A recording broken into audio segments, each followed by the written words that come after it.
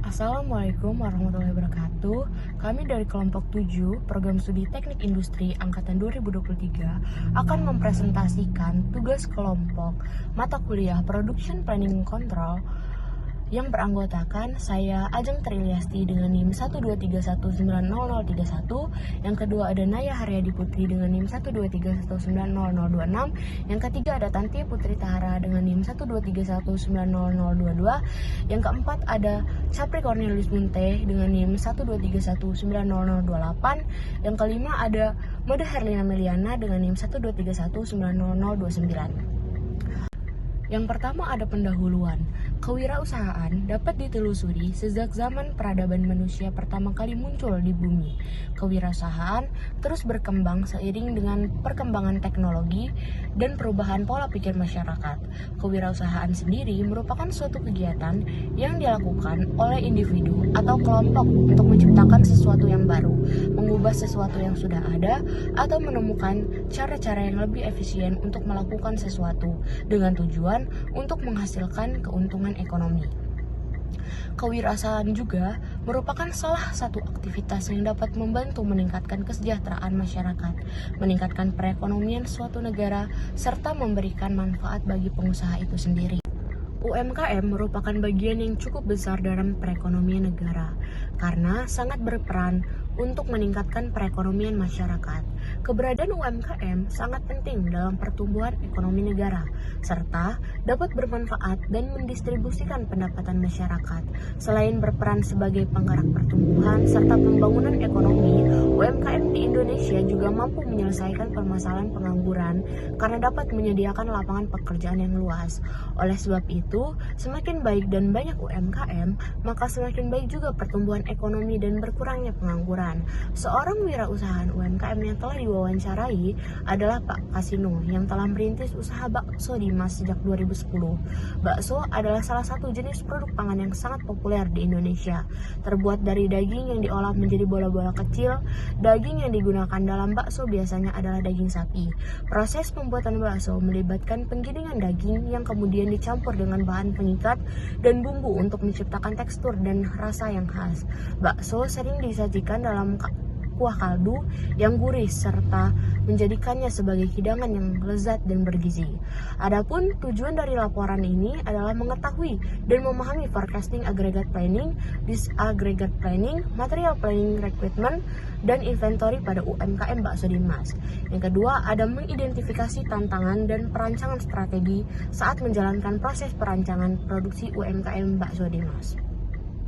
UMKM yang kami identifikasi pada kesempatan kali ini yaitu Bakso Dimas, di mana Bakso Dimas ini berada pada Jalan Karimun Jawa, nomor 157 Sukarame, Bandar Lampung, Provinsi Lampung. Nama pemilik dari Bakso Dimas ini adalah Bapak Kasino dan sudah berdiri dari tahun 2010 hingga sekarang dan telah memiliki 3 orang pekerja. Alat dan bahan yang digunakan dalam prosedur pembuatan produk UMKM Bakso Dimas adalah 1 alat. Terdiri dari mesin penggiling daging manual, mesin pencetak bakso manual, kompor gas, kuali besar, tirisan, freezer kecil, plastik, dan alat pres. 2 bahan. Terdiri dari daging sapi segar, tepung tapioka, bawang putih halus, garam, bubuk merica, dan es batu. Proses produksi yang digunakan yaitu mempersiapkan alat dan bahan, yaitu menyiapkan daging sapi segar, lalu timbang bahan pelengkap seperti tepung tapioka, bumbu halus, dan es batu. Lalu siapkan air secukupnya untuk pencampuran dan perebusan. 2. Proses penggilingan pencampuran, yaitu memasukkan daging sapi ke dalam mesin penggiling, lalu tambahkan bumbu halus, tepung tapioka, dan es batu ke dalam adonan daging. Lalu giling dan aduk semua bahan hingga menjadi adonan yang kalis dan bisa dibentuk. 3. Proses pembentukan bakso, yaitu ambil adonan dan bentuk menjadi bulatan menggunakan sendok, lalu siapkan air panas untuk merebus bakso. 4. Proses perebusan, yaitu masukkan bakso yang sudah dibentuk ke dalam air panas, lalu rebus hingga bakso mengapung pertanda bakso sudah matang, dan angkat serta tiriskan bakso hingga suhu ruang. Yang kelima, penyimpanan dan pengemasan, yaitu masukkan bakso ke dalam plastik kemasan lalu pres plastik dengan menggunakan alat pres lalu simpan dalam freezer agar tetap awet sebelum didistribusikan atau dijual. Forecasting adalah proses memperkirakan permintaan produk atau kebutuhan sumber daya di masa depan berdasarkan data historis dan analisis tren. Dalam PPC, forecasting digunakan untuk membantu menentukan volume produksi yang dibutuhkan agar tidak terjadi kelebihan atau kekurangan produk. Tabel ini menyajikan data penjualan butir bakso UMKM Bakso Dimas selama tahun 2024, serta hasil peramalan menggunakan metode moving average 3 periode.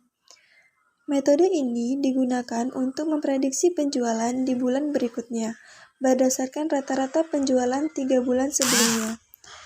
Penjualan dimulai dari Januari 2024 sebanyak 15.525 butir dan meningkat secara bertahap hingga mencapai puncaknya di Mei 2024 dengan jumlah 19.575 butir. Setelah itu, penjualan cenderung mengalami fluktuasi menurun, mencapai titik terendah kembali di September 2024 sebesar 15.525 butir, sebelum naik kembali di akhir tahun. Aggregate planning adalah proses merencanakan jumlah total produksi, tenaga kerja, dan persediaan untuk memenuhi permintaan dalam jangka menengah. Biasanya 3-18 bulan ke depan. Fokusnya bukan pada jenis produk individual, tetapi total kapasitas produksi. Berdasarkan perhitungan data hasil penjualan menggunakan forecasting dengan metode exponent smoothing memperoleh nilai forecasting demand yang digunakan untuk menghitung aggregate planning. Nilai forecasting demand dari bulan Januari sampai Desember 2024 yaitu 7.000, 7.000, 6.940, 6.956, 6.666 dengan persediaan akhir pada bulan Desember adalah 3.000 biji dan UMKM Bakso Dimas ingin memiliki 2.000 biji bakso pada akhir bulan Januari. Perhitungan ini menggunakan aggregate planning dengan metode grafis untuk mengetahui berapa tingkat produksi per bulan dari Bakso Dimas. Tabel ini menampilkan rencana agregat produksi dari Desember 2024 hingga Mei 2025. Fokus dari tabel ini adalah pada keseimbangan antara permintaan yang diperkirakan dan kapasitas produksi aktual. Tiap bulan ditampilkan forecasting demand, need prediction demand, perbedaan antara permintaan dan persediaan awal. Kumulatif need demand serta persediaan akhir, misalnya di Desember 2024, permintaan sebesar 20.250 butir, sedangkan produksi hanya 16.389, sehingga terjadinya kekurangan yang diakomodasi dengan mengurangkan dari stok sebelumnya. Di bulan-bulan berikutnya, meskipun permintaan tetap tinggi, produksi dijaga konstan di angka 16.389 per bulan. Karena keterbatasan jumlah pekerja, yaitu 3 karyawan, dan kapasitas kerja masing-masing, akhirnya ditunjukkan pula bahwa biaya pekerja sebesar Rp7.200.000, biaya produksi per unit adalah Rp755.000, sehingga total biaya produksi per bulan sekitar Rp12.385.000. Informasi ini penting untuk perencanaan keuangan dan pengendalian biaya dalam operasi bisnis. Disaggregate planning adalah proses memecah rencana agregat menjadi rencana yang lebih detail untuk tiap produk atau lini produk. Tahap ini biasanya menghasilkan master production schedule atau juga disebut dengan MPS.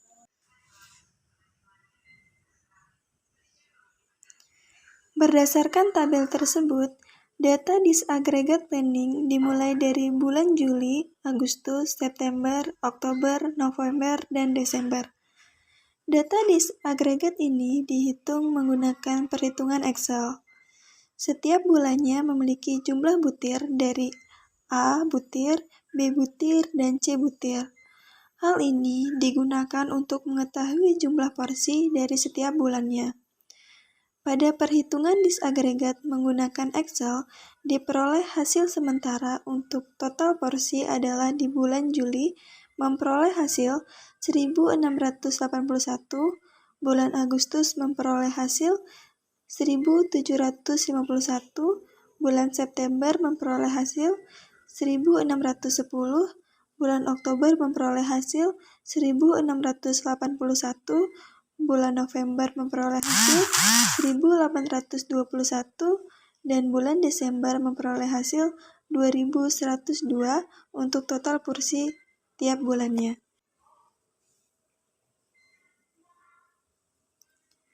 Berdasarkan tabel berikut, menjelaskan tentang 3 jenis item. Jenis item yaitu item jenis A, item jenis B, dan item jenis C.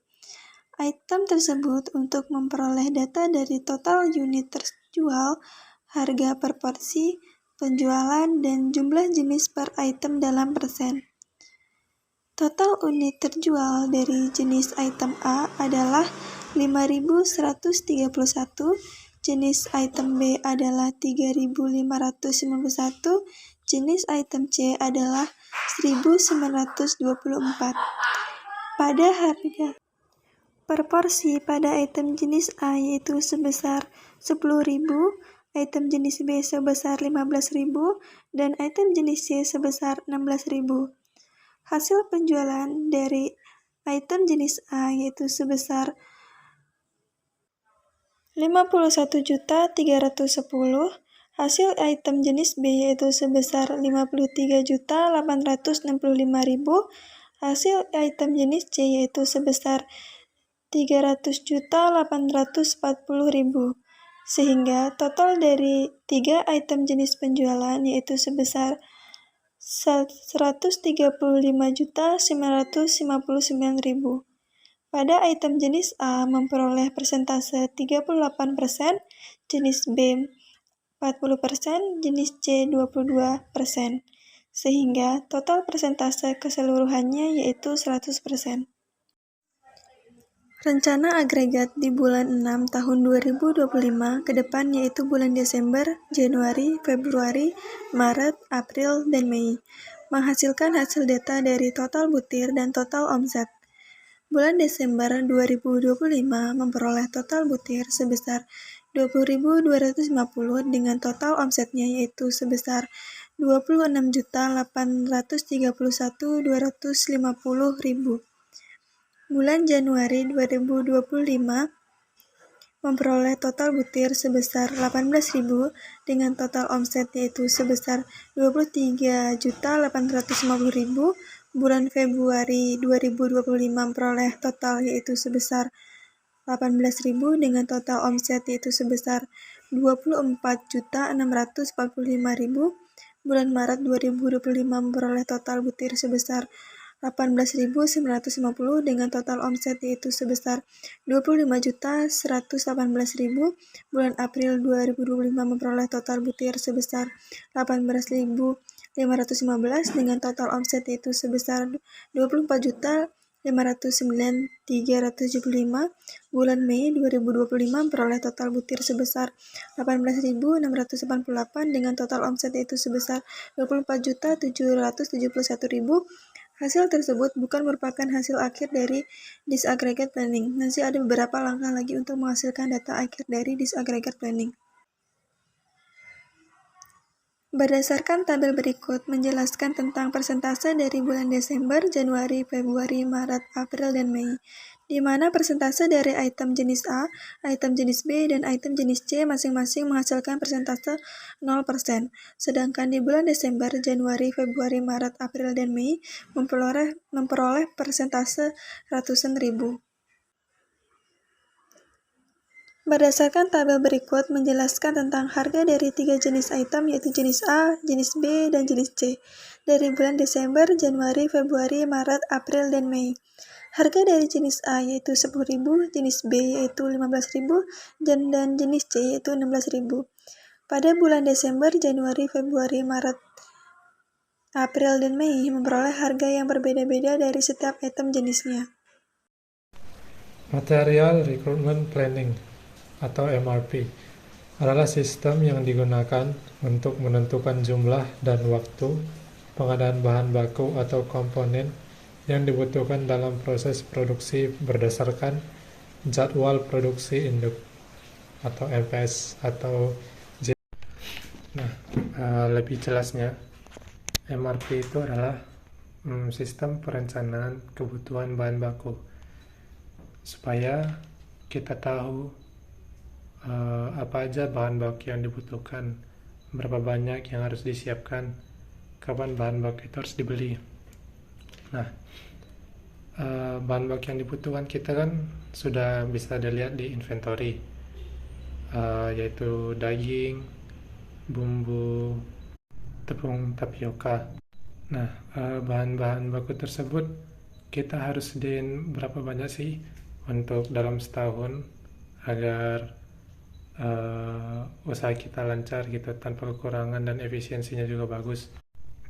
Nah, dari tabel ini kita bisa mengetahui bahwa satu porsi itu kan kita ya isinya 10 bakso yang di dalamnya itu ada daging sapinya 100 gram, tepung tapiokanya 25 gram, bumbu dan garam 15 gram untuk satu porsi bakso. Di Desember, Januari, Februari, Maret, April, Mei yang sudah kita perkirakan, yang sudah kita cari bahwa akan diproduksi 20.000, 250, 18.000, 18.600, 18.950, 18.515, 18.688 sudah kita cari bahwa